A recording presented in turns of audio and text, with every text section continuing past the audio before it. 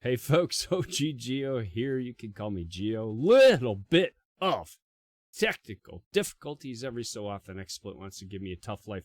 But you know who doesn't want to give me a tough life? You know who wants to give me a great life? Is my friend and yours, Transformer. Transformer, welcome. How are you? I'm doing really well. How are you, Gia?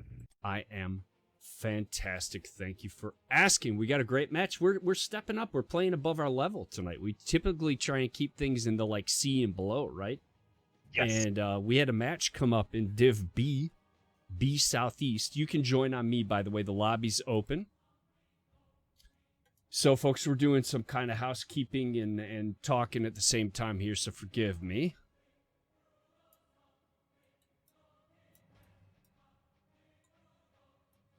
Just doing pregame. Now, ready? Shortly. My gosh. They have themselves on the right side. We love these guys already. I was about to say, they must have seen one of your earlier streams and just like, we're going to do Geo a solid. Mad We're going to be on the props. right side. Mad props to Northern Touch and Phoenix Rising Diamond. So that's who we've got tonight. We have ReGen Anomaly versus Phoenix Rising Diamond. Both teams, Trans, are have lost their first match. RA lost to Beyond Gaming. That's ReGen lost to Beyond Gaming 0-2. And Phoenix Rising lost to Amateur Opponents 0-2. Amateur Opponents had quite a run, if I remember, in a lower division in Div C last season. Is that right? Yes. I actually played against them, and they're pretty strong. They've got really good macro, and then a couple of the players really pop up in the team fights. So we could be in for a pretty good match. Fantastic. So let's get the bands in here. We have Phoenix Rising is doing map pick, and ReGen is first pick.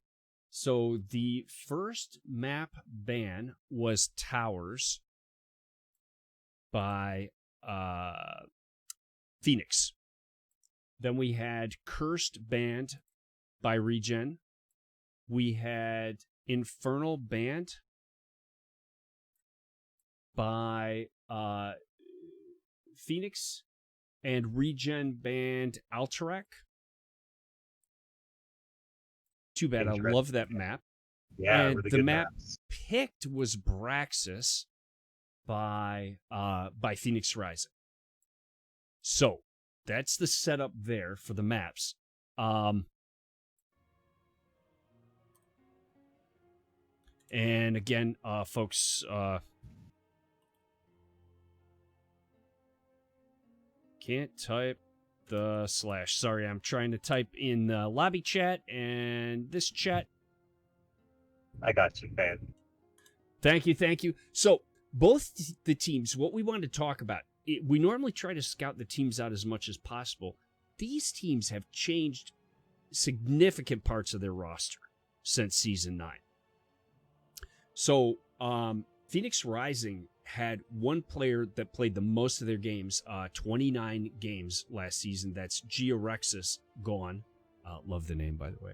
And Automatic Z and Ryuko are new to the lineup. They also lost Stamup and Bybeen. So quite a bit of change in their lineup. That's 3 players out, 2 new players in. ReGen, Trans, just about a complete recycle. Only Super Carver, the captain, saw significant playing time last season. They have K Sully, Honors, Genjesus, another great name, and Gautama are all new. Full Mango and Voodoo saw very little playing time last season at 4 games each. So we could try to tell you guys a bunch of stuff about these teams and try and sound really smart. They're pretty new. These are new lineups. Yeah, it's gonna be interesting. Whenever a team changes even one player, that can often change the dynamics of how they play. People go through role switches, which can sometimes be really, really productive for the strength of the team, and sometimes can set it back. So It's basically like a fresh start, which could mean that these teams could come out swinging, have a really strong showing, or they could be a little clumsy. So Yeah. it's a bit of a blank slate. It's going to be a good match. It's like a box of chocolates, Trance. You don't know what you're going to get. I just hope I don't get the coconut ones, because those are garbage. Those are F tier. Hard pass. Good evening, Salty Cream Puff. Good evening, Ronan. Good evening, Gola. Glad to have you all here. So this is a good time, while we wait for the rest of the players to enter into the lobby, this is a good time to remind you all that I am not trying to be Baby Caldor. I am not trying to pretend that I'm a big expert in the game. I will try and share knowledge that I have. But I brought Trance for the brains. And really, we just want to give you guys an opportunity to see the games. We want the players who are working so hard to have their games cast. And our goal is to entertain. Not to come off like experts. I have learned at least I've learned at least the name of 2 abilities since I started casting. So like Steel Tower, and what's the other one? I mean, well, there's Maze Snowball, which is Avalanche. Or are you talking about so that's Snowball? that's a bad start. There's Leo's Spooky Hand. Yes. Oh man, I don't even know that ability. See? I played Leo for seasons upon seasons. Holy cow! It's a spooky hand. You should know it, George. All the ability. Thank you for the follow, Nostradamus. Thank you for the follow, Dropping Babies. Dropping Babies is on Phoenix Rising. Good luck, have fun to you and all the other team members. Thank you, Northern Touch. Yeah. So, guys, we're just here to have some fun, and hopefully we don't get in the way of the match. That's really our goal. Entertain you a little bit and definitely not interfere with the match. Komamuru, thank you for the follow. So, we are closing in on the witching hour here. Braxis. Let's talk about Braxis. Now, again, we don't know a lot necessarily about these teams, but what conclusions can we draw if a team says they want to start on Braxis? What do we know about them, Trans? So, in my eyes, you choose Baraxis if you think that your 4-man can smash the enemy's 4-man into pieces, or if you have a super baller solo lane player. It's funny You've got because a guy with a pocket pick Rexar, like you pick Dragonshire or you pick Baraxis. It's funny. 1 second, please. Hey, son, is it an emergency? Because we got a live cast going here. Okay, bye. We'll talk later, buddy. We, folks, we have families. We have families, too. So, it's funny. I'm an offlaner. And so, I asked you the question, and I was thinking the answer is, you really trust your offlaner. Yes, that's definitely part of the equation. Like, your offlaner is playing the video game by themselves, more or less. Like, they have to dominate the solo lane. This map especially. You don't have the option. This is one of the few maps where if you just decide to freeze the lane under your wall, you're putting your 4-man in a very difficult position where they have to win, right? 100%. There's no tricks, there's no macro, there's no timing attacks with your camps on this map. Like, this is a brawling map. Like, this is a map where you depend on your micro to win. Yeah. I know this because I had a Chen beat the heck out of me. Still traumatized. If you are wondering, I still hear the screams late at night. Hear this, like, faint glug, glug, glug, glug, glug, glug, glug, glug. It's all right, guys. I'm Thrall. No problem.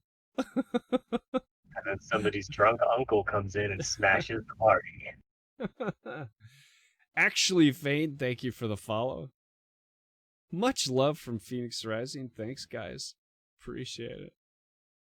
Yeah, so I think you believe in your ability when it comes down to interactions with the enemy team is how I feel about this map. 100%. For You're sure. not going to go off and split push and proxy and it's not to say it's not a macro map. And by the way, you have some solid wave clear.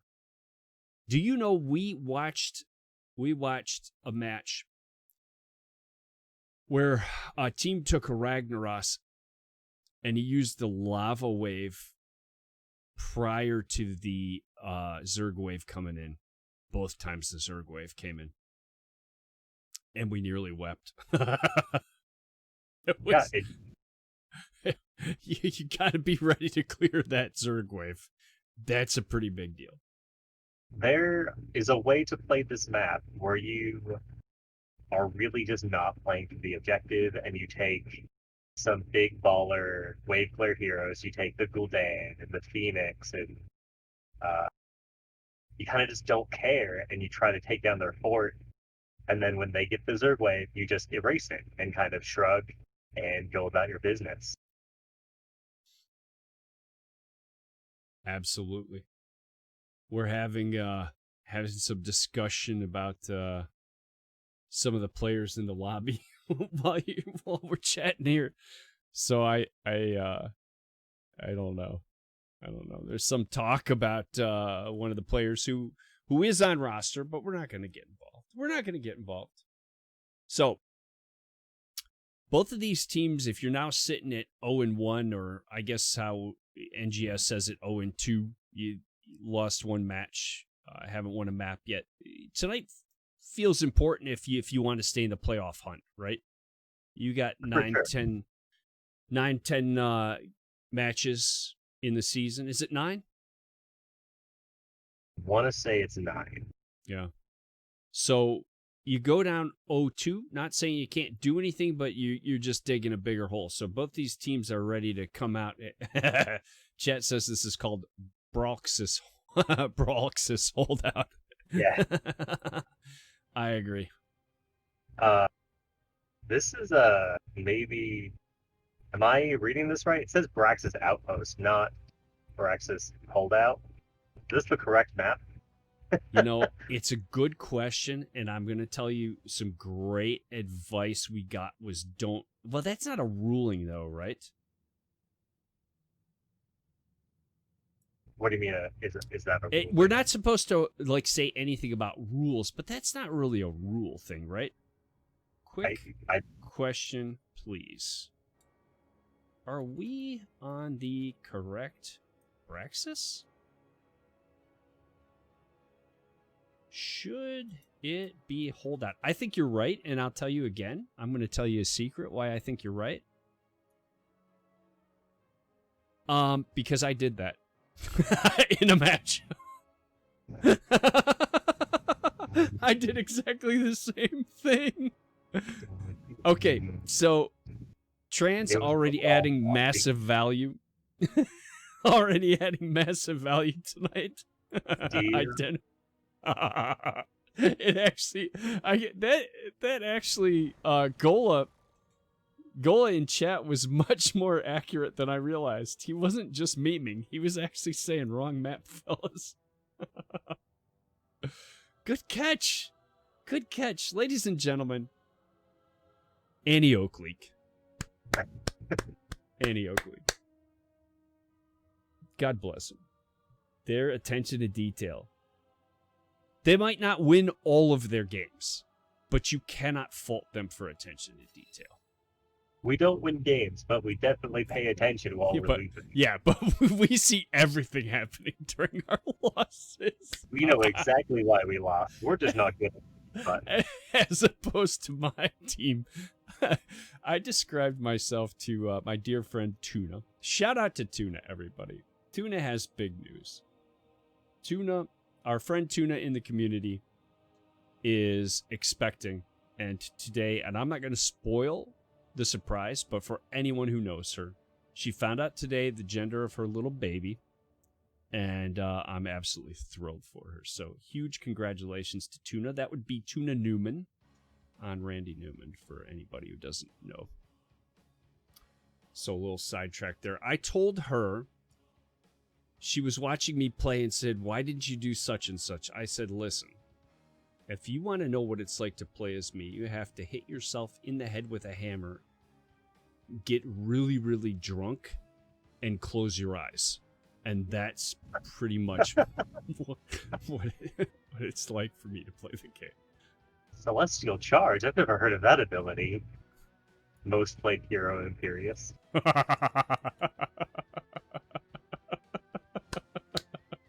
Drain Hope? What's a Drain Hope? All right. More like Drain Nope. All right, you know what? I'm laughing now, but later tonight when the lights go out, I'm going to cry. I'll curl up in the shower floor with a bottle of scotch. Cold water running. Trans made fun of me on stream for not knowing ability names. My wife comes in. What are you doing? My internet friend made fun of me. Get up off the floor, you ass. Oh boy. Oh boy. Oh boy.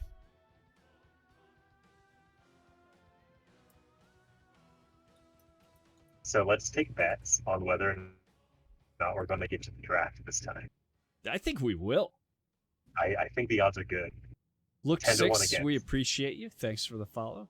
By the way, folks, if you followed during the match, you aren't going to hear anything from me because we're talking about the match. So just so you know, my policy on that is I'm not talking about people followed me during a match. There's a time and a place. Where is she? All right. I think Trans, you're in for a ride tonight, man. Hey, we've got a draft. We've got a game. And it's going to be glorious. I should have warned you, man. I'm feeling a little silly tonight. You're frisky. Feeling a little silly. All right. Ladies and gentlemen. Now, we don't get to do that try and look smart thing. Because, again, we don't have a lot of history on these current lineups. So, I think May, Cassia, Tassadar are right now very solid bands, yes?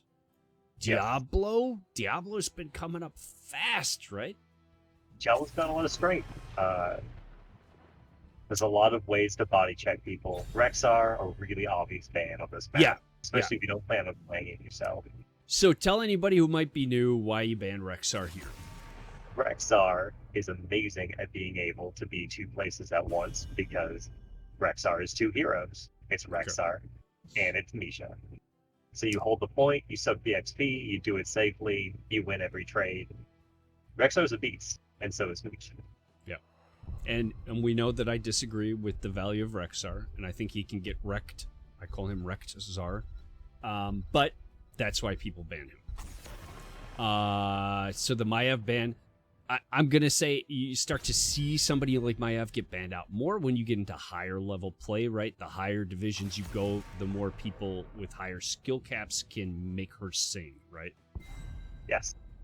There must be a player on the blue team that plays Maiev. She is a huge menace when played well, and dumpster tier when not played well. A little kitty cat. A little kitty cat if I play her.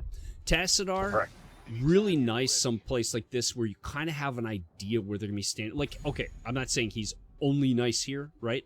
But especially here, you know the team wants to keep going back to a particular point and you're just pounding it, right? And wrecking damage over a sustained time. And then we've got Raynor, just solid sustained damage. EGC is a super obvious pick, just S tier tank. The engage is insane. I love Stukov. I'm glad to see Stukov played as much as he is. I absolutely love him. I feel like he might be more disruptive than almost any healer. I don't know. There's a lot of good healers. I just said that. There are a lot of good healers. There is a medic pick. Medic is such an interesting pick. So she's not super meta, but she's also one of the best single target healers in the game. You just said with a straight face, she's not super meta, which is to say you never see her in competitive play. Not often. I think they're expecting a type of blow up comp. This ETC Stukov, you slide Okay. somebody, you drop this gross tangly arm underneath the silence, and you try to get the kill. So Morales will, Or you have a carry, but yeah, maybe Rainer's like a hard carry for you. You know, Super Carver's the captain. Maybe Super Carver said, "All right, look, I'm building a team. The team revolves around me. I want a Morales every game. So if you play Morales, you're on the team." That's Super Carver's voice, by the way. It's a pretty deep voice. Oh boy. Okay. All right. that's great. I see. I said stupid stuff, and then it ended up being smart after all, right?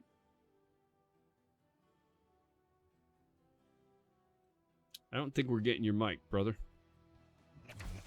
We just had to address something. Yeah. Ah, okay. Cho'Gall into Tychus, into EGC, into Stukov. Like, that's a lot of crowd control to try to keep the Cho'Gall contained. But Cho'Gall's kind of amazing right now into the later game. Well, yeah, a Morales Cho'Gall. I mean, so PRD goes right back with let's throw a Malthael in there, but Malthael's gonna be off lane, right? Right. So when we all meet up, but a lot can happen before we all meet up. Yes, it's a very snowbally map. Cho'Gall's not typically super strong in the early game. Like you kind of try to live until 16, where you start to get that stun lock build. That's kind of crushing the Storm League ladder and try to win the game from there. But it's Firaxis. You can win in 10 minutes on this map. I mean, let's get into the game. Yeah, we are. I'm telling you, I'm kind of like stunned right now. This is a really exciting lineup here. This is fantastic. So on the left side, in the blue trunks, your ReGen Anomaly, we have Guatama on Sonya, Genji's on Cho, Super Carver on Raynor, Full Mango on Gaul, and Anners on Morales. Trans, please tell us who we've got on the right side. For Phoenix Rising Diamond, we've got Fane on Malthael, Tychus being played by Shogun Misa, ETC played by Northern Touch, Stukov played by Dropping BB, and Orphea by Automatic Z. And we have entered the phase in which we all burn mana for no reasons. And the higher level the game is played, the less that we drop mana for no reasons. And these teams sit there, disciplined, look at each other, and then kill minions. God bless them. In the top lane, trying to harass that Malthael. And he's just content to sit back. So use that big body of Cho to sort of bully bottom, and you throw two up top and say, we're just going to pressure. Technically has infinite mana. And then Cho'Gall doesn't have mana at all. So they can burn through those waves, be super, super safe. As long as they don't get chewed up by that Tychus, they're good. Malthael could be in a little trouble here, but seems to be dishing out more than he's getting, Trans. Looking super healthy in that 2v1. That's extremely strong. You know, I moved up there because I thought he's in trouble, and then just watched them sort of say, oops, no thank you. Yes. PRD taking their bruiser camp early-ish. I mean, not saying something wrong with it, but that's a quick get on the bruiser camp. Beacons are up, so that'll push and give one more thing for ReGen to think about while they're trying to fight over that point. And it's great, too, just the passive, getting the experience from the camp is strong. It keeps them off the lane. They have to deal with it. Cho'Gall's wave clear is only so-so. And now Trans Malthael is in a little bit of trouble, and he actually has to back. Again, he's a 1v2, right?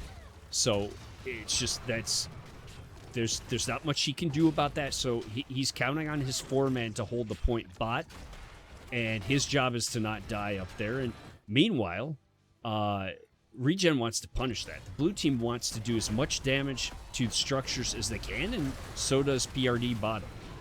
Yeah. Oh, that Cho'Gall eats a little bit of damage there. Wow. Cho'Gall's a meaty boy, and with that, the minigun from Tychus, if he gets held still, he's going to take like half his life bar in a second.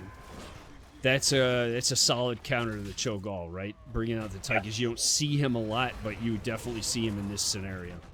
Yes, and now Tychus has gone within the rhythm, getting that infinite dings quest. It's good for being able to finish the kills, but sometimes bigger they are is the answer that people will take into something like Cho'Gall, where you know, get 3 shots and chunk them quickly. Malthael's again in a lot of trouble up top.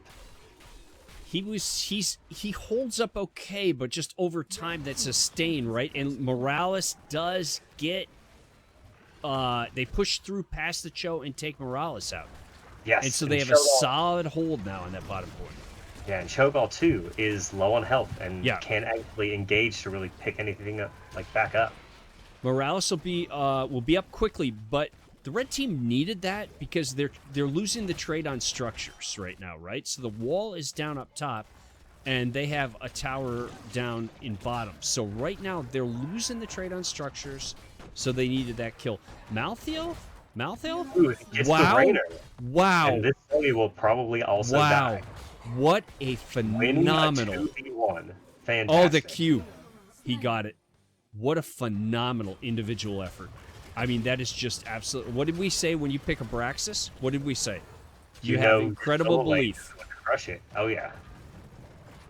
And that took a lot of patience from Malthael, too. He waited till the tower was shooting one of his opponents, stripping that armor. That's right. Just amazing discipline. That's right. Fantastic. So now the red team firmly in control, although the blue team back. And, you know, look, you can't expect that trade over and over from Malthael. Cho'Gall, again, dinged down, less than 30%, but Morales bringing him right back. Malthael might be getting a little overly aggressive here. Let's see. He does have a 7-6 at talent tier advantage, but yes, he has to back out. It's hard to overcome. Now they're stealing the camp on bottom. Very aggressive. Very aggressive. They've decided they can just do what they want now bottom. I think that kill gave them a lot of confidence, Trance. Yes. Uh-oh. Look at the rotation. Top comes down to help out. 5-man bot, and Tychus is going to fall. He does, and they cap right back, but Malthael recognizes and caps the top point. And Sonya goes down for the counter kill. Fantastic. I missed that. What got her? She just stayed too long. She overstayed. She traded way too much health, and the enemy team just slowly egged her down. Wow. That's a good trade for PRD. That's a very good trade for them. Now and they're going to this objective charge. They'll get 100% to 15. That's a huge advantage. You know, they're a little early. They were a little early. I know why they want that point, right? They're close, but that could have gone badly for them. They didn't have everybody there yet, but it's ETC. It's just sort of walked away. Yes, and now they're taking the 5v5. Cho'Gall takes a lot of damage from that Tychus. And so does... Well, actually, I think it's Sonya. Yes. I mean, he ended up chasing Sonya, I should say. It chased her right out while the rest of the team stayed on Cho'Gall, and he falls. And that's kind of a 2 for nothing, right? Yes. The ETC is doing a great job using all of the kit to bully this Cho'Gall into standing in places that the Cho'Gall really doesn't want to be.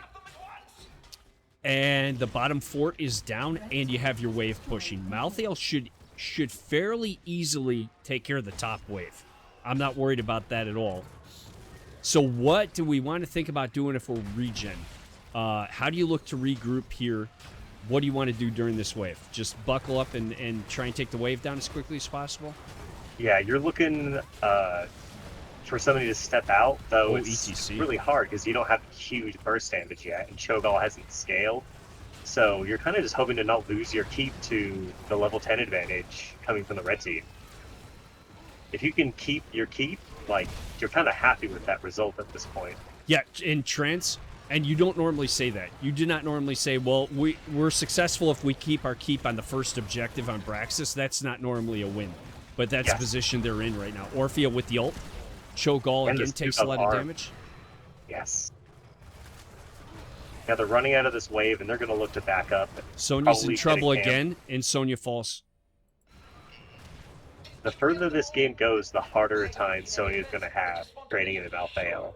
It's pretty even before level 7, but once Malthael picks up his later talents, especially Die Alone at 4, it becomes terrible. Yeah, and I figured he took last rites because I looked at her bar. I clicked up to take a look at her on the camera, and then And she was just gone. So it was last rites that got her. He's got the first stack on it, and well, if you regen, you're happy you saved the keep. Like you said, that's where you are right now, and you're just trying to get to 10 as quickly as you can. Yes. Let's take a look at the numbers. Look at the hero damage from I don't know if that's true or call. All at 26. It's call, right? Damage. Yes. I mean, doing the damage, but it has not translated to kills. And there goes Rainer. That was too easy. They just a quick rotation, and they took him right out. Part of the issue with running Cho'Gall is your burst damage is lower. Like, you are doing absurd sustained damage, but guess who does absurd sustained healing? Like, Stukov's healing keeps going. It's like the Energizer Bunny of healing. You seen anything in the builds that looks unusual to you? Everything looked fairly standard? Anything look like a reaction? I don't think so. I think Cho'Gall's slowly making their way towards this Stunlock indestructible build that comes online in the later part of the game. But if they lose too much structure, it won't really matter. I have seen that, where we thought we were handling a Cho'Gall, and then what is it, around 13 or 10 that he just comes online and everything changed. Yes, Blue team's looking for a gank. They're going to invade this camp. They're late on the camp, or were they? They were late on the camp, right? The blue team stole the camp. They forced. Did they? Yeah, they forced the red red team Yeah, off. you're right. Yep. Oh, the last rites gets Cho'Gall. Huge. Huge. Sometimes overdrafting % damage is a mistake against Cho'Gall, and sometimes, boy, is it the genius play. And sometimes you find yourself up 13 to 10 with 10 kills to 1, and everything is going exactly the way you wanted it to. Yeah. 13 is a big level for the red team, too. Malthael gets Inevitable End, which gives them a self-unstoppable 120-second cooldown. Virulent Reaction is a game changer for Stukov. It's the silence into the root. They've got Cho isolated. That's a lot of damage, but he does manage to back out. Cho'Gall is very slippery. He normally is, it's true. Trans, this is a second match in 2 days where I've seen Fear the Reaper on Malthael, and I've never taken that talent and frankly never looked at it. What does that give someone? Why is that the pick? So, movement speed, it basically allows you an instant mount while in fight, and also you can body block. So, if you're hopping around as Malthael, jumping into their team, and they try to circle around you and body you, you smash that button, you can move right through them and either achieve a body block of your own or get out of a bad position. Okay. And meanwhile, as you're describing Fear the Reaper to me, another last right stack on Cho'Gall, and follow that up with 2 more teammates taken down, and they'll go for the boss. And the boss and the objective here, as Malthael channels the bottom point, boss and the objective, almost impossible to think of the blue team holding this, to be honest, Trent. It's pretty tough. They lack a huge AoE mage utility. Stukov can just zone this boss just fine. He sure did. The that slappy hand. Oh, boy. Oh, boy. The last rites again. He is 4 for 4, Malthael, on the last right stacks. And that's sometimes not quite as easy as it looks, but he's just making it look easy. Malthael is definitely going in and getting kills completely unencumbered. There's no real way to lock down Malthael with the current setup that the blue team is running right here.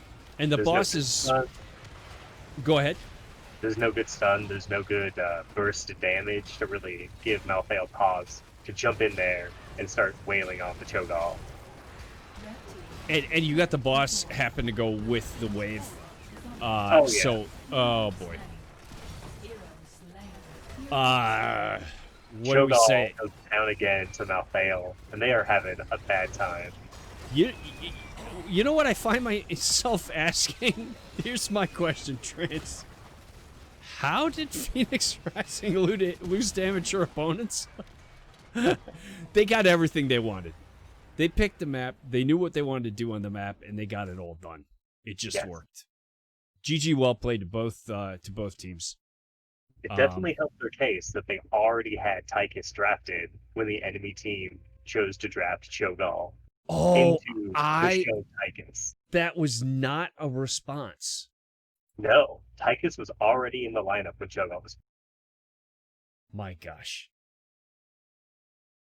It was a Galaxy Brain Cho'Gall pick. Look at the healing. You think of the Morales, I get, it's single target, but the Stukov has double the healing, right? So you had tremendous damage coming out from Gall. And as you said, Stukov just shrugged it off. Okay. All right. If there's no burst, Stukov will heal a team forever. My gosh. Chad said, I want to report a crime. There's been a murder in aisle 3. Listen, here's what I can say.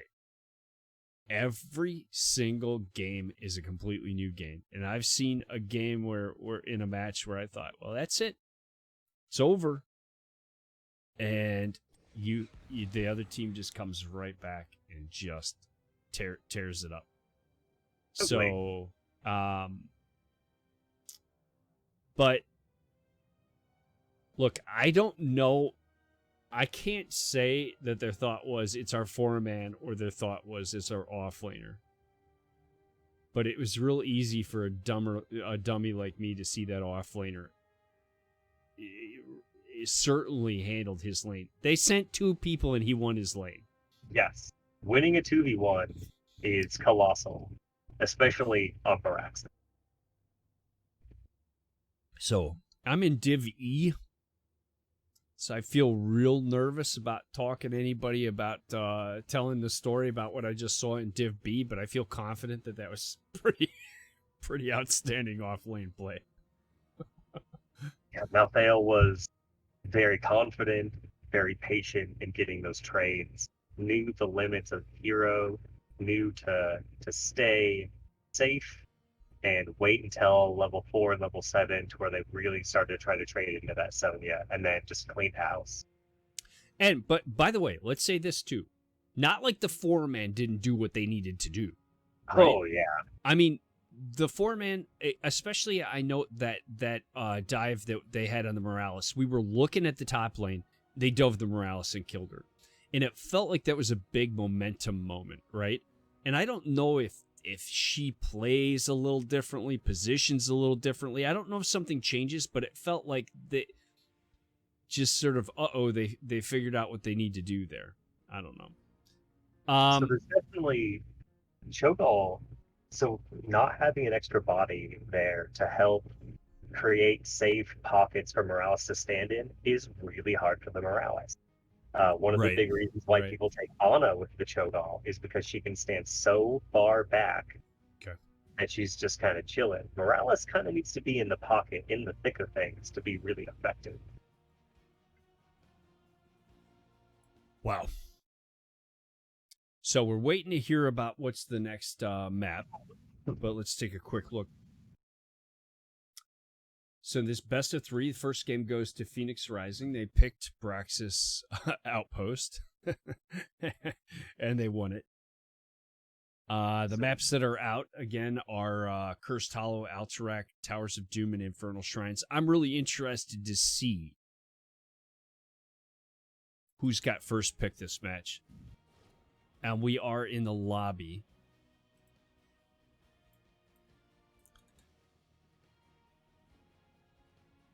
Volskaya. The longest damn injected in the game. And okay, that's what I wanted to see. So the map was picked by ReGen, and I expected that. I expected they'd rather choose the playing field than the first hero. There's a lot of good heroes available. Got to pick a comfort map, don't you think? Yes. And there's definitely something to be said about having last pick. It gives you a lot of flexibility to find that last hero that tries to shore up your team or tries to Yeah, counter the enemy win condition. I think last yeah. pick is actually a really big advantage to a team, You know, personally. I totally agree with you. I can't tell you how uncomfortable it is going into an off lane, worried, about what I'm gonna see. Yes, for sure.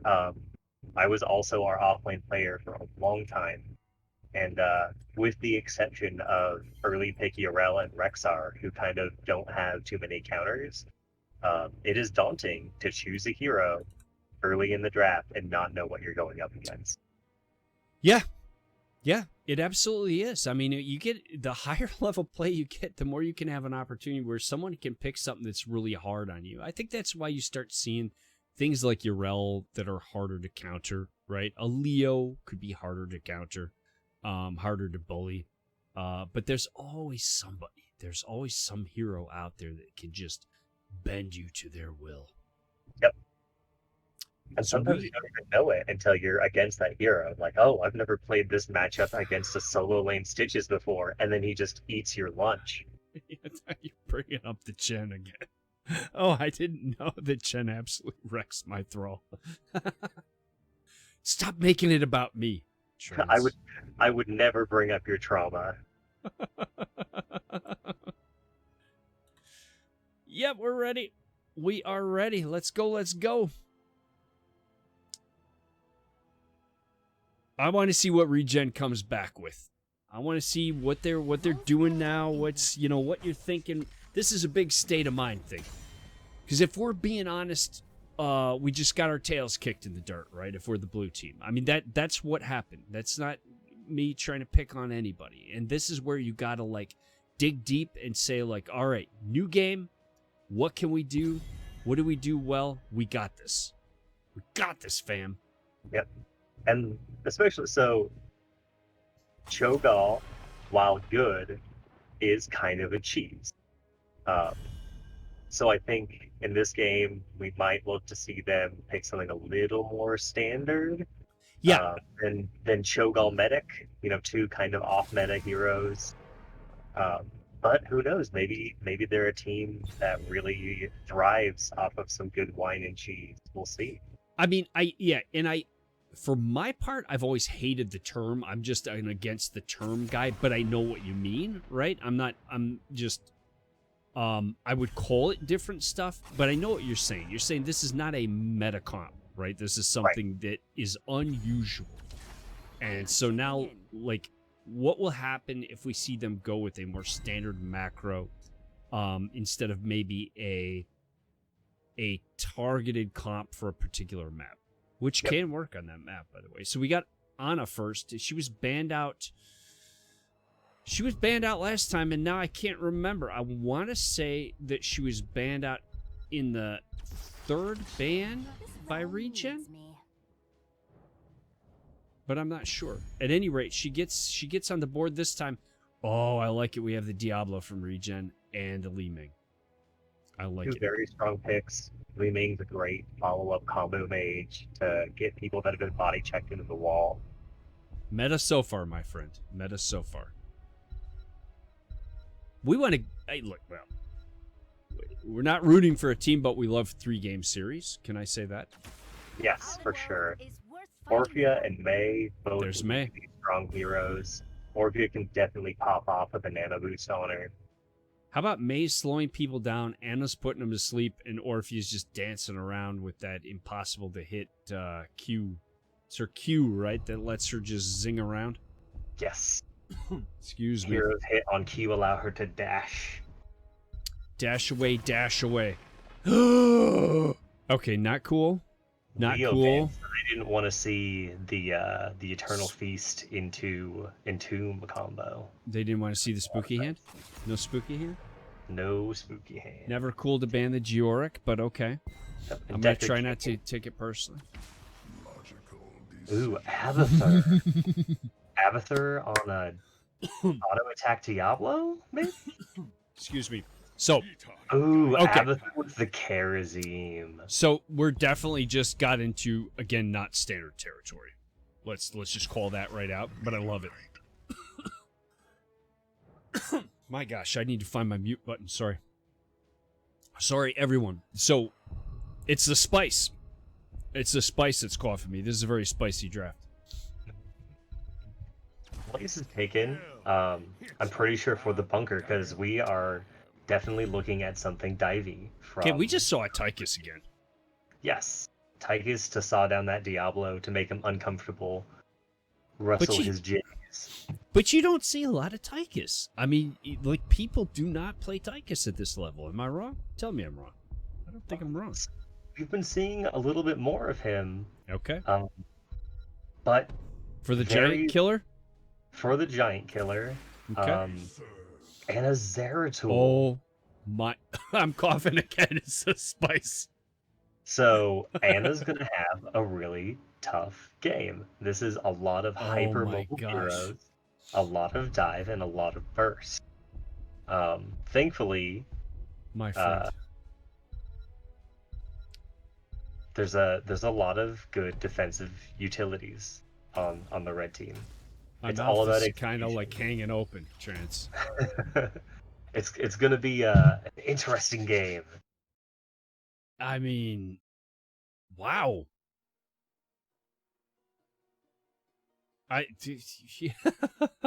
Okay.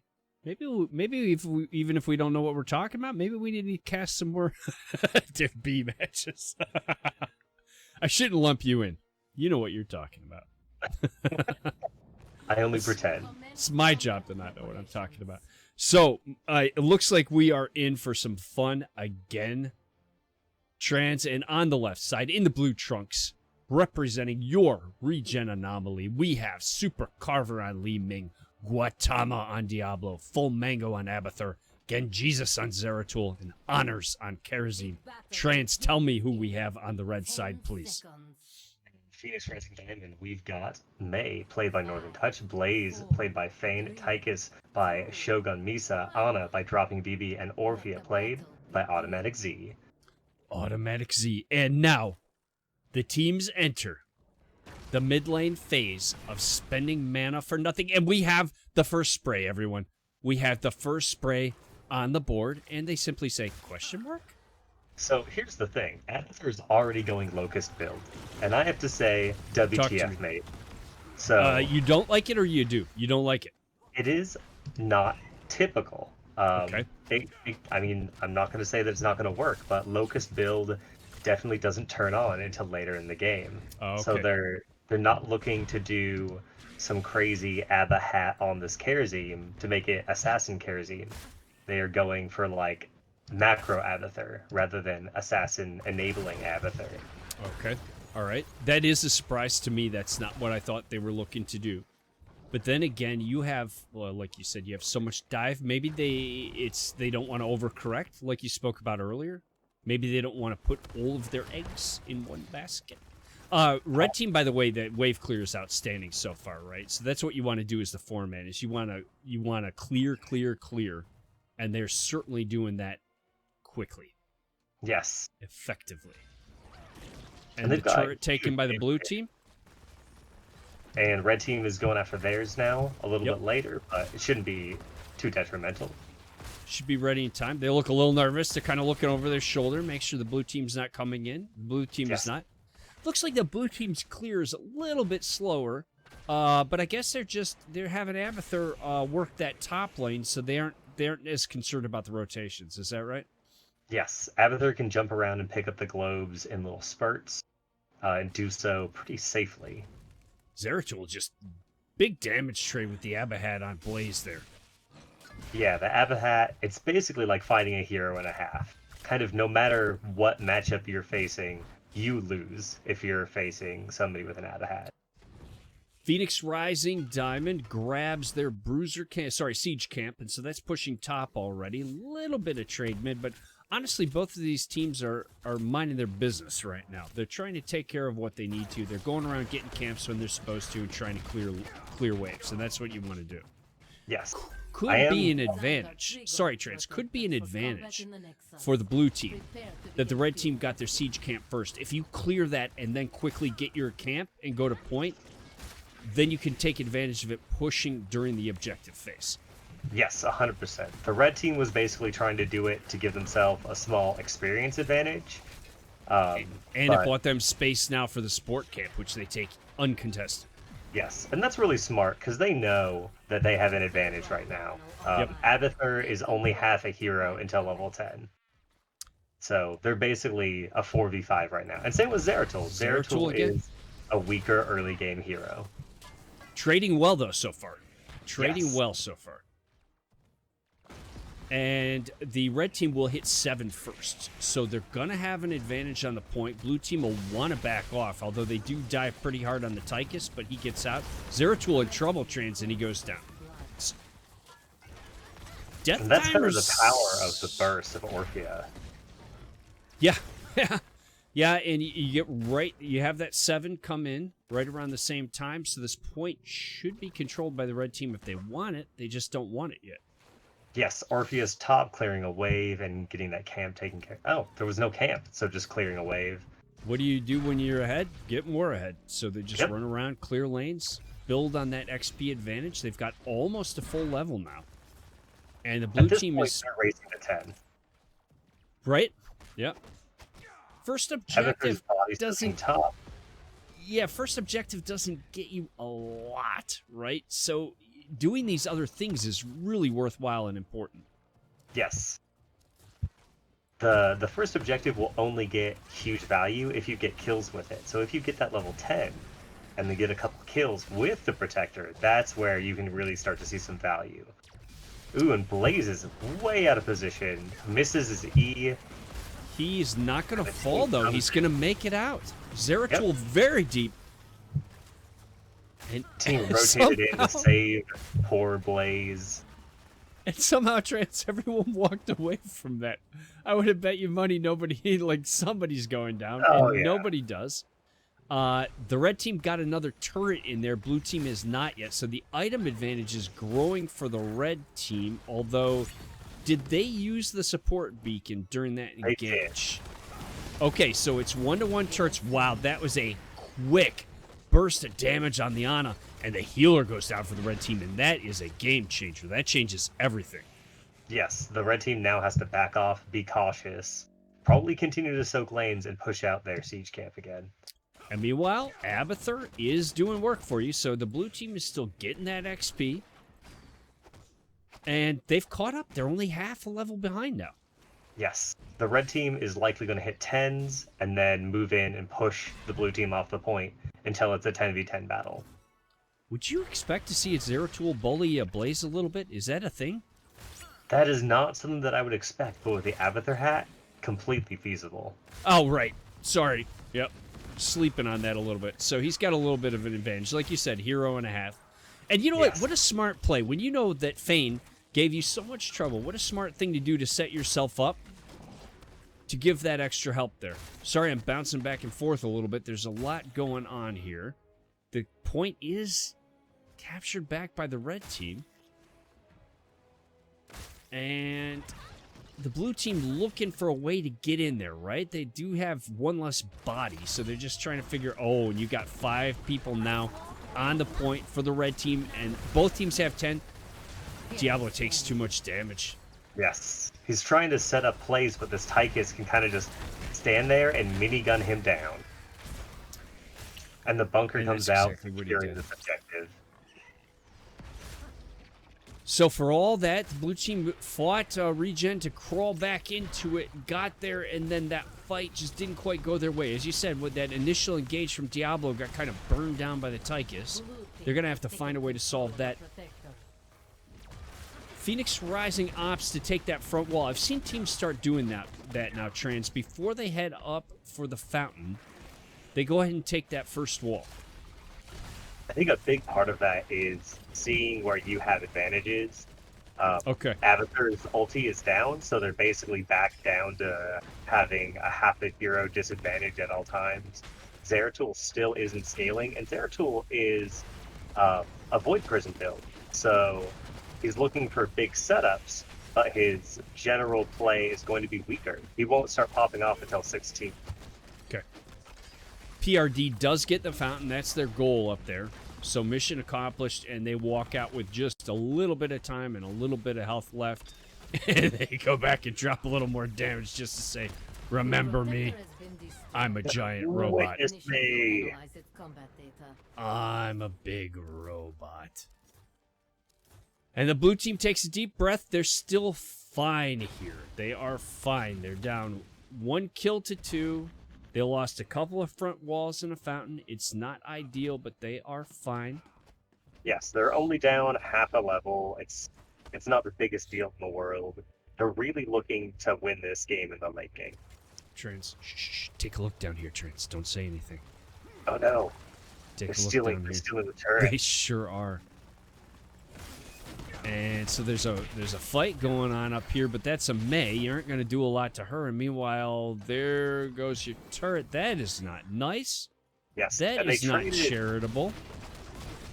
And now Mei is going to try to sit on that point, be Oh, boy. obnoxious. Oh boy. Better drop that right away. 2 heroes lost. The healing beacon does go to the red team. Li Ming is not going to make it out of there. And that is 4 heroes down. The healing beacon lost and your turret lost. And boy, we just said you're not in too much trouble. I guess we should keep our mouths shut, Trans. So, that looks bad. Not going to say it looks great. Comma, however,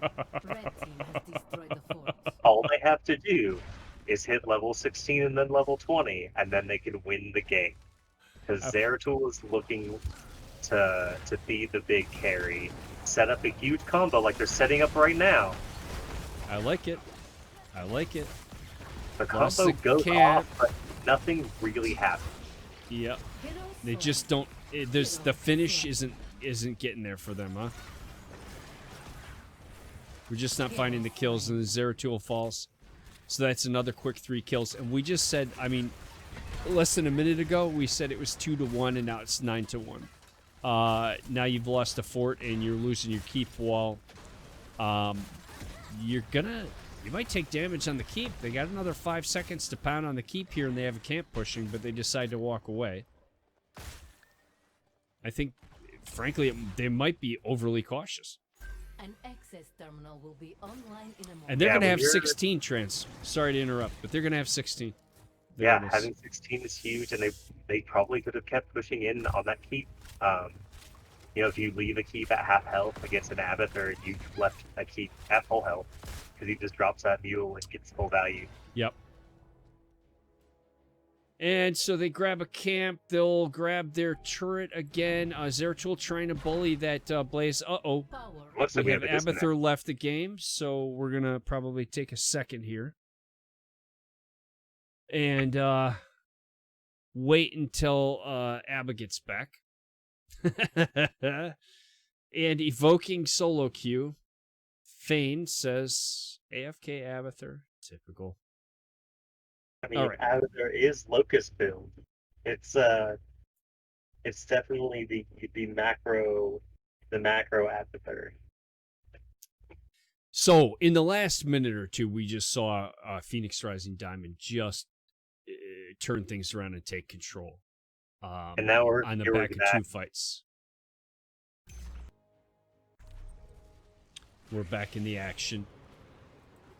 Taking that turret, I don't think they're setting up for any kind of gank. I think they just want to get, the red team wants to get their turret. They might look to take out that Zeratul, but shouldn't be able to.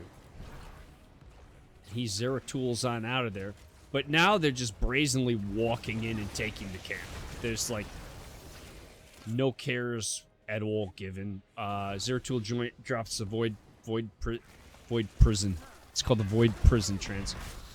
Walks away. That's you can kind of just do that when you have 16s Yeah. against, especially against a comp that is not online yet. Like, I hate to say it, but they can't really fight until probably like maybe even level 20. Oh, don't say 20. Don't say Zer- 20. Don't tell me that. Zeratul has a really hard time putting down enough damage, and there's too many big bodies on the red team for Li Ming to really be hitting these squishy targets. Even Tychus is a meaty ranged assassin.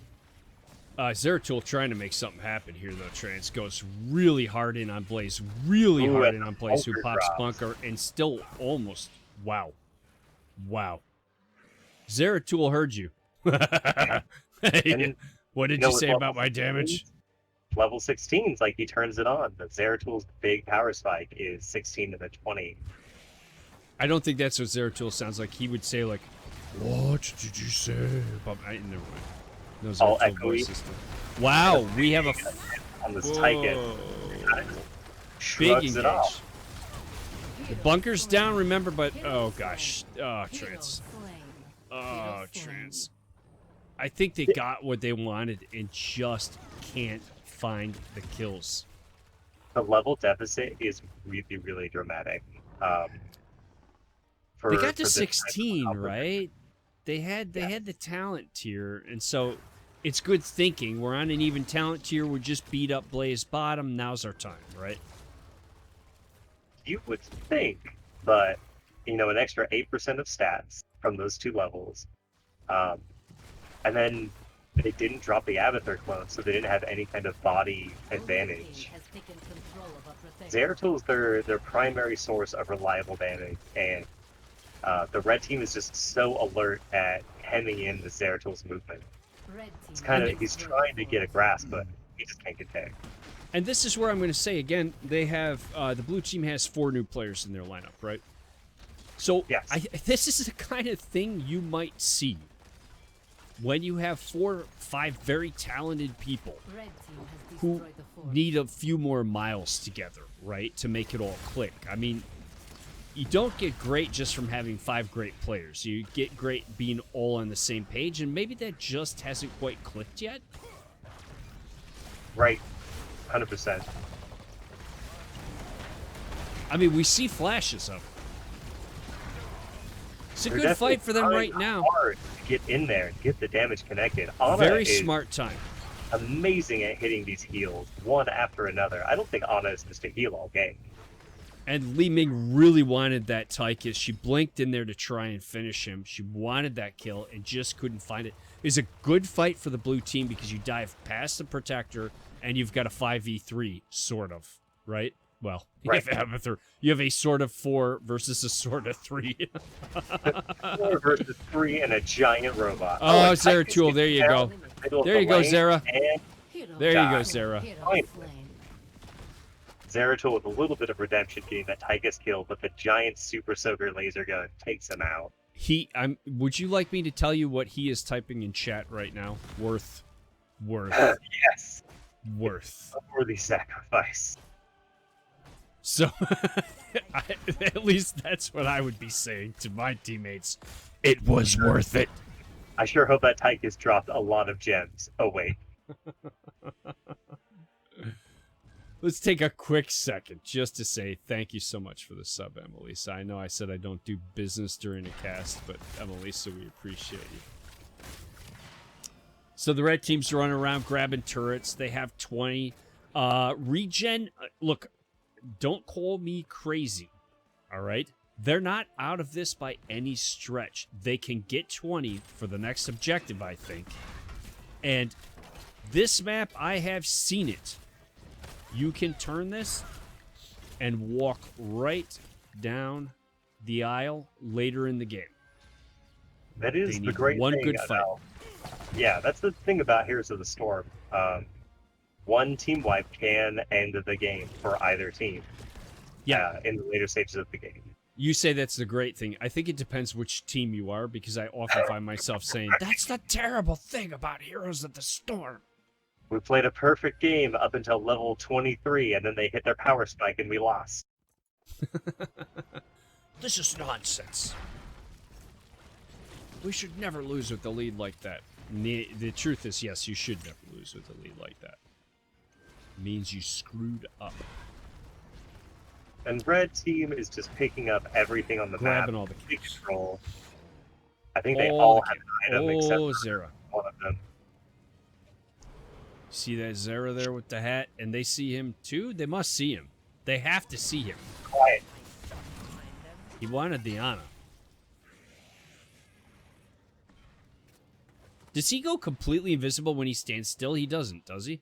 Yes, all stealth heroes gain enhanced stealth when they are still. See? Bronze, everybody. I didn't know that. I honestly did not know that. Access its terminal when they bring it online. So the red team says, why don't we go ahead and take a keep fort? I think this belongs to us too. Red team has destroyed the fort. They might as well, but they've got the level 22 fight. Objective, we got 10 seconds. Let's take a fort out. And yeah, like we said, the blue team's got the level 20, right? But I gotta tell you, I hate trying to fight down into this objective. Wow, it's tough. I like that the blue team's gonna look for their turret. So Zeratul has Blue team taken has destroyed the a fort. very not meta level 20. They took the Vorpal blade, not Vorpal, the Singularity Spike upgrade, which lowers the cooldown, so it enhances Zeratul's mobility in a really big way, at the cost of the typically meta self-healing. Well, he needs that mobility, and it isn't quite enough. He really wanted that Orphea, got the Void Prison out, just couldn't finish the Orphea there, and we're going to lose the Kerosene 2 here in a moment. Hero slain. Kerosene tries to punch his way out of the situation, but he is no Saitama. He is not the one-punch man. Blue team's core is under And, I think Li Ming's going to fall here, too. Diablo is back. He had his stacks. Li Ming takes somebody with her. Picks off the kill. Took the Tychus. Good job. Red team fully in control. I'm surprised they're not just going to objective or core, but they want a turret. Okay, they sent Ana down. I think they're just trying to get the safest win possible.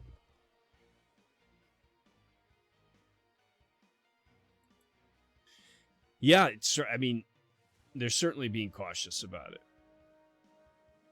18 kills to 3. They have a 1-game lead in the series, so ReGen is fighting for their lives here.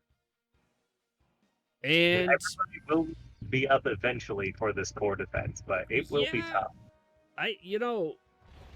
Look again. All I can say is what I see. I think that Phoenix Rising gave them an opportunity that they didn't need to give them there. blue team. Right, sometimes you just have to go and kill their base. I think they could have.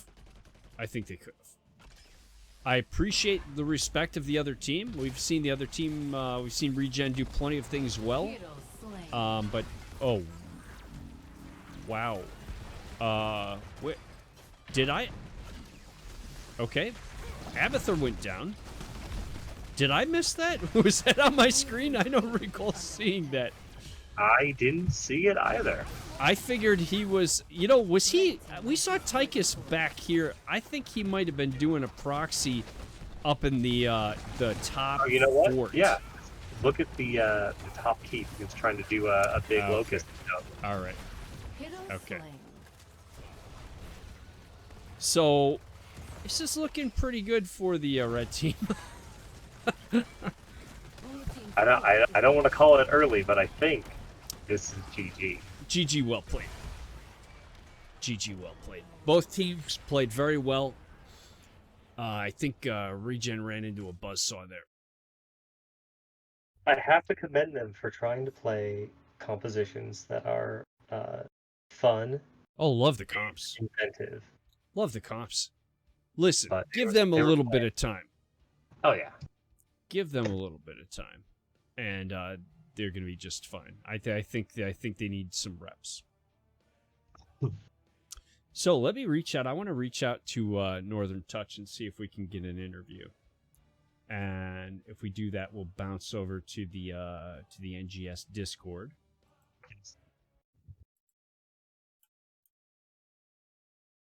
So give me just a moment here. Please, you can talk about the stats if you have anything to say while I'm taking care of business. Not to put you on the spot. So I'm not a big person to look at damage numbers because if you kill heroes quickly, you don't do much damage. And if you kill heroes slowly, or don't kill them at all, but just poke them to death without killing them, your damage numbers look high. So like Li Ming is the type of hero that will put huge numbers on a board, but not be able to execute. And I think that's kind of a struggle that we saw in both games for the blue team. A lot of really good sustained damage. Not poor play by any means. Like they were hitting heroes and clicking and pressing the buttons at bad guys. Yeah. Just but didn't it's come hard through. when you don't. Yeah, it's hard when you don't have a very targeted type of kill. Sorry, Trans. We're gonna bounce over to the casting lobby for. Sorry to interrupt you, but we got interview waiting. Hey there, congratulations. Thank you so much. Good games. Wow. What a show. So folks, we have Dropping Babies with us. And Dropping Babies, I think everybody should know, was the healer. What a job. What a job done. I was trying to remember, did they ban you out of the Ana the first game, or did you folks ban the Ana? Yeah, so we banned the Ana. It was something that we had scouted, looking at their healer, and we just didn't want to risk letting that through, especially on first pick. So, Fane did ban that game one. And, okay, we that's what we wanted to ask you about. So we were talking as the game loaded in, we said, Braxis, you either supremely confident in your foreman or you're supremely confident in your offlaner. We have a guess, but you tell us which was maybe your reason for going with Braxis. Well, credit where credit is due. I mean, I don't think Fane gets recognized enough for how valuable of an asset he is to our team. He's actually an incredible offlaner. I really do think he's a master's level offlaner, even though his rank is somewhere more in the diamond range.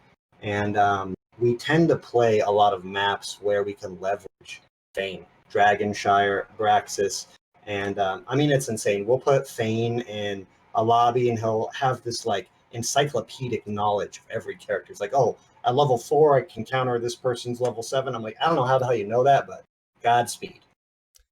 So he got the attention from us. And I can tell you that I said, I'm a low-level player, right? So I can only talk about what my eyes see. I can't tell you what counters what. I can just say when stuff looks really good to me, it looks really good to me. And we're watching a guy hold his own and then actually win 1v2, right? And it wasn't just any 1v2. It's a Sonya and a Raynor.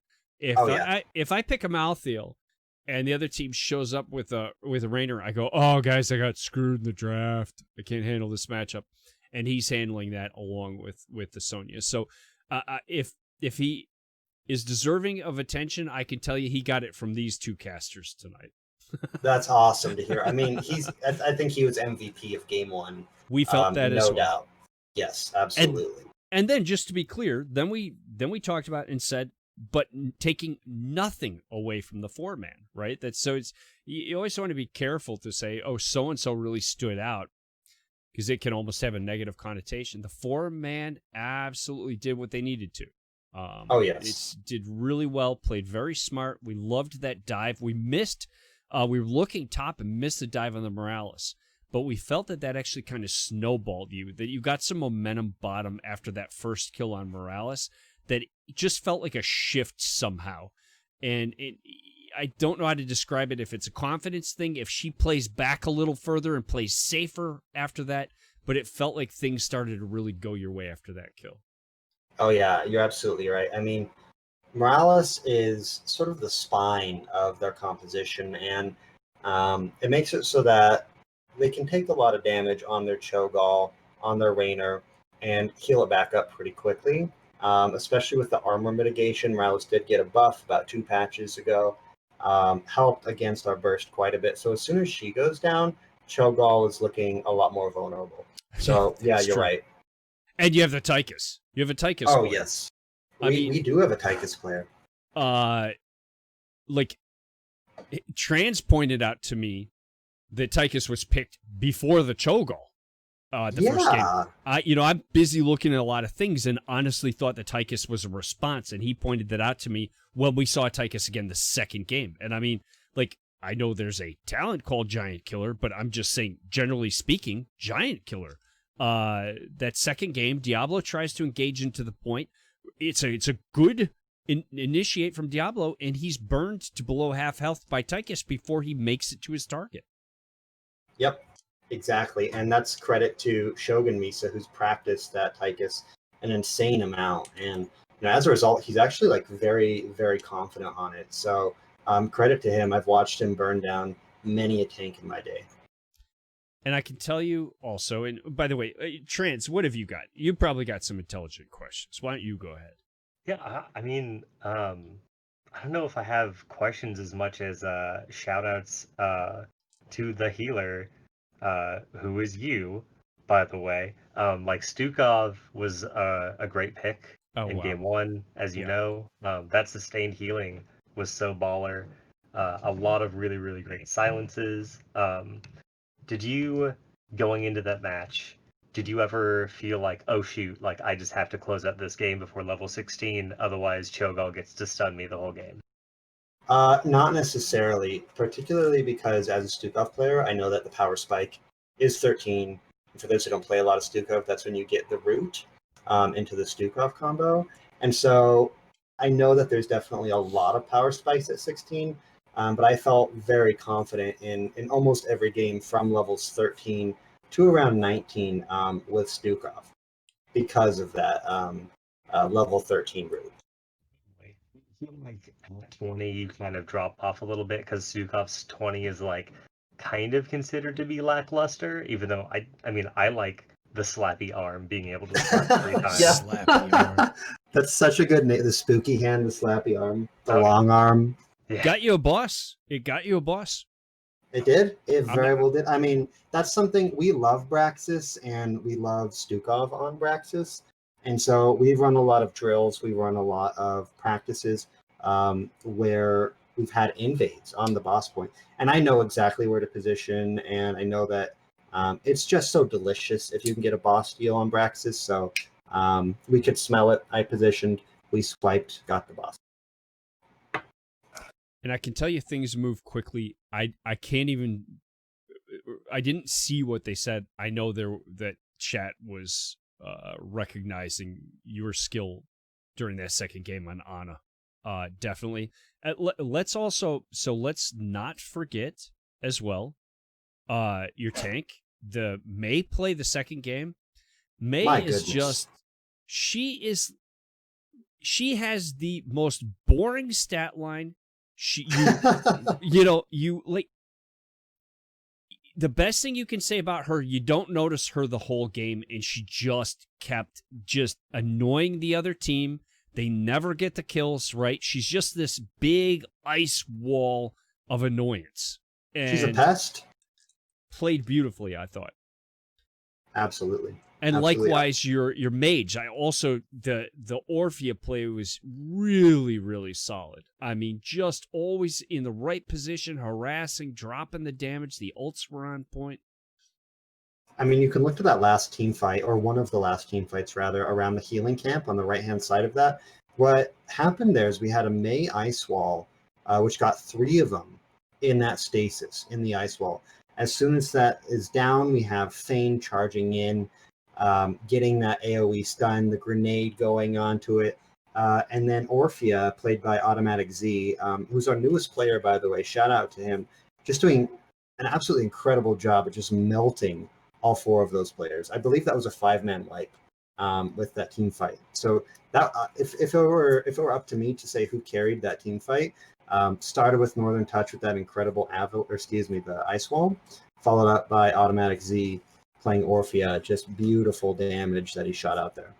And there again, just the Orphea damage was always there. Yes, They could never sleep on that. They could never get a break. I watched Zeratul try and hunt her down at that last objective, put the Void Prison down on 2 other players, and try to get to the Orphea and just couldn't do it. And to put that much damage down and avoid taking damage, it's a higher skill kept than I'll ever have. That's for sure.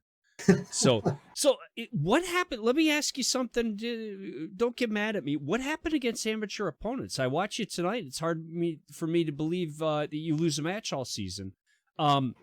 Did Growing Pains, first match of the season, did you focus on something going into this match? What'd you change?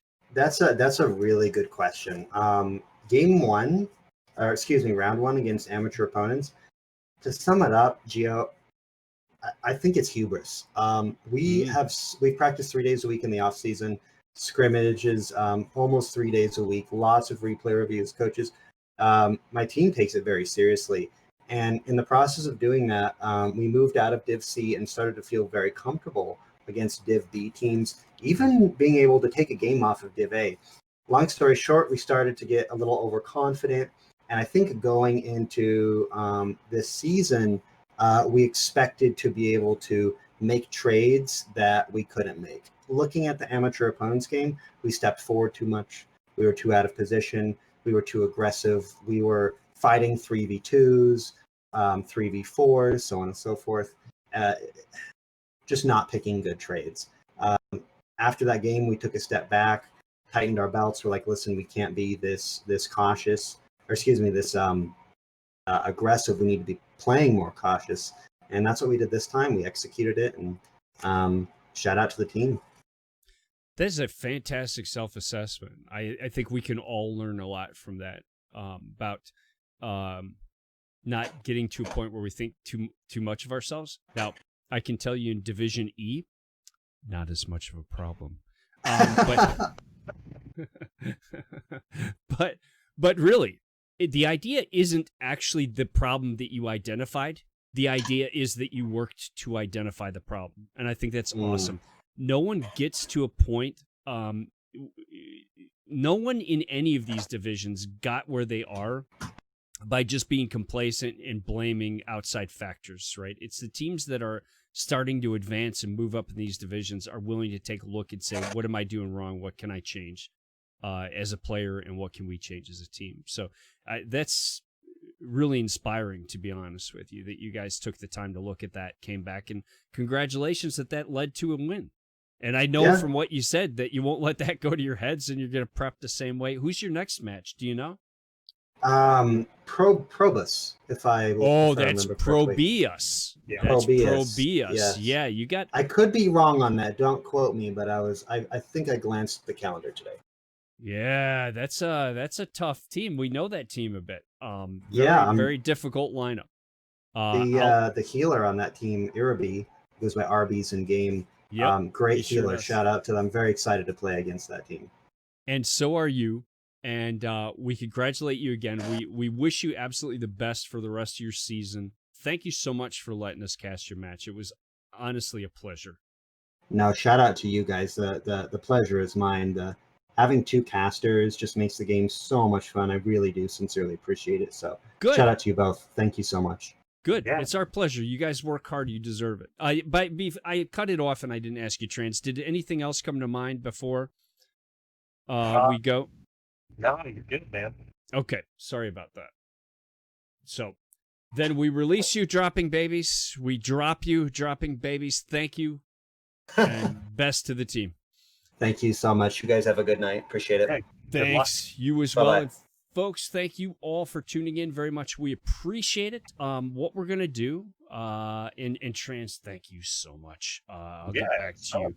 What we're going to do, because of my schedule, we will try and balance between live casts and replay casts because we love doing it and we want all the teams to get casted, even if it's a replay. So if you enjoy the replay casts, I know it's not live, but take a look out for those. We'll be doing those too. And we're going to bring you as much of the action as we possibly can. Trans, what a pleasure. Yeah, thanks for having me. You are a joy. I can't wait until the next time that we're able to do this again. And I appreciate your time very much. Yeah, totally. If I don't see you on later tonight, have a good night. You as well. And Thank- everybody out there, listen, be kind to each other. Peace. We'll catch you next time.